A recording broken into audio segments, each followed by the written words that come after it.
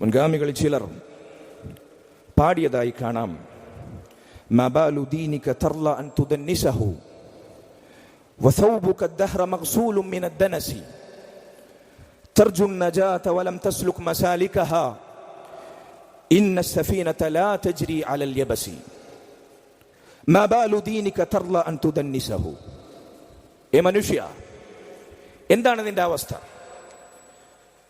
നിന്റെ ദീൻ അത് കേടാവുന്നത്, നിന്റെ ദീനിൽ ഖറബാധിക്കുന്നത് നീ ഇഷ്ടപ്പെടുന്നു, നിനക്കതിൽ യാതൊരു പ്രയാസവുമില്ല. നിന്റെ ദീനിന്റെ നന്മകൾ, നീ പ്രവർത്തിക്കേണ്ടുന്ന സൽക്കർമ്മങ്ങൾ, ഈ ദീനിന്റെ മനോഹരമായ സ്വഭാവ പെരുമാറ്റ മര്യാദകൾ, ഉന്നതമായ മൂല്യങ്ങൾ, നീ ഒരു മുസ്ലിമാണ് എന്ന സ്വത്വബോധത്തിൽ നീ ഒരു യഥാർത്ഥ മുസ്ലിമായി ജീവിക്കേണ്ടുന്ന ഇസ്ലാമിന്റെ അധ്യാപനങ്ങൾ, ഇതൊന്നും നിന്റെ ജീവിതത്തിലില്ല. അതിനൊക്കെ കറബാധിച്ചിരിക്കുന്നു. നിന്റെ വേഷത്തിലില്ല, നിന്റെ വസ്ത്രത്തിലില്ല, നിന്റെ തലമുടിയിലില്ല, നിന്റെ ഇരിപ്പിലില്ല, നടത്തത്തിലില്ല, ചേലിലില്ല, കോലത്തിലില്ല. ഒരു രംഗത്തും അള്ളാഹുവിന്റെ റസൂലുമായി സല്ലല്ലാഹു അലൈഹി വസല്ലം, സ്വഹാബത്തുമായി, മനുഷ്യരിലെ ഏറ്റവും ശ്രേഷ്ഠരായ, ഉത്തമരായ, ശ്രേഷ്ഠരായ മുൻഗാമികളുമായി നിന്റെ ജീവിതവുമായി യാതൊരു ബന്ധവുമില്ല.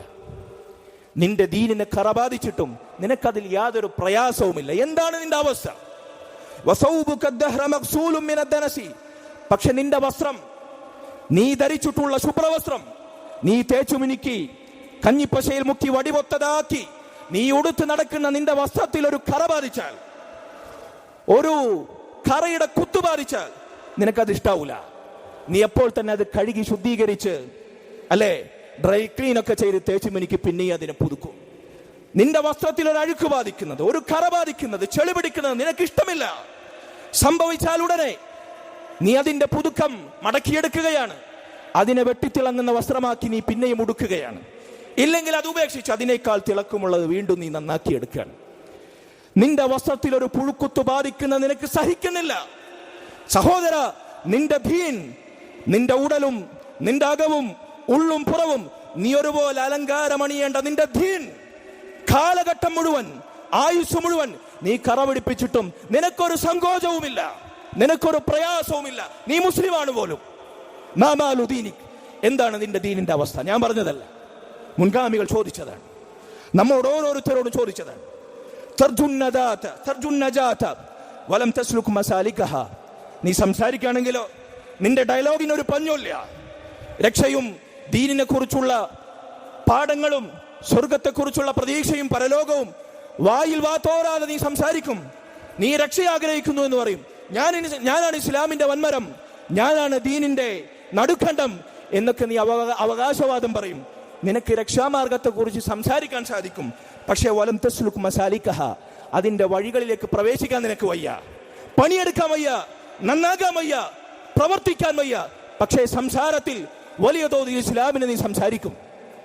ഇന്ന സഫീനത ലാ തജ്രി അലൽ യബസി. നീ ഓർക്കണം, കപ്പൽ, ആ കപ്പൽ മരുഭൂമിയിലൂടെ സഞ്ചരിക്കുകയില്ല. ആ കപ്പലിന് സഞ്ചാരയോഗ്യമായ മാർഗം അത് സമുദ്രമാണ്, വെള്ളമാണ്, തിരമാലയാണ്. പാരാവാരം പോലെയുള്ള മഹാസാഗരത്തിലെ തിരമാലകൾ കലങ്കൃതമായ കപ്പലുകൾ സഞ്ചരിക്കുകയുള്ളൂ. മരുഭൂമിയിലെ വറ്റിവരണ്ട ഭൂമിയിൽ കപ്പലിന് സഞ്ചാരയോഗ്യമല്ല. അതുകൊണ്ട് നീ മനസ്സിലാക്കുക, പരലോകത്തേക്ക്, വിജയതീരത്തേക്ക്, ആ മഹാസാഗരം, വറ്റാത്ത പരലോക ജീവിതത്തിലെ സുഖാനുഭവങ്ങൾക്ക് നിനക്കിവിടെ വറ്റിവരണ്ട ഇസ്ലാം തൊട്ടു തീണ്ടാത്ത ജീവിതം കൊണ്ട് ഒരു രക്ഷയും ഉണ്ടാകുകയില്ല. നീ വിജയതീരത്തേക്ക് അടുക്കുകയില്ല, നിനക്ക് ആ കപ്പലിൽ സഞ്ചരിക്കാൻ സാധിക്കുകയില്ല. അതുകൊണ്ട് സഹോദരങ്ങളെ, നമ്മുടെ വസ്ത്രത്തെക്കാൾ, നമ്മുടെ ശരീരത്തെക്കാൾ, നമ്മുടെ വേണ്ടപ്പെട്ടവരെക്കാൾ, നമുക്ക് പ്രിയപ്പെട്ടതിനേക്കാൾ ഏറ്റവും അമൂല്യം നമ്മുടെ ദീനാണ്. ഈ ദീനിലല്ലാതെ ജീവിച്ചു മരിച്ചാൽ നമ്മെക്കാൾ നഷ്ടപ്പെട്ടവർ, നഷ്ടം നേരിടേണ്ടി വന്നവർ മറ്റാരുമല്ല. അല്ലാഹു സുബ്ഹാനഹു വ തആല ആ മഹാനഷ്ടത്തിൽ നിന്ന് നമ്മെ കാത്തു രക്ഷിക്കുമാറാകട്ടെ.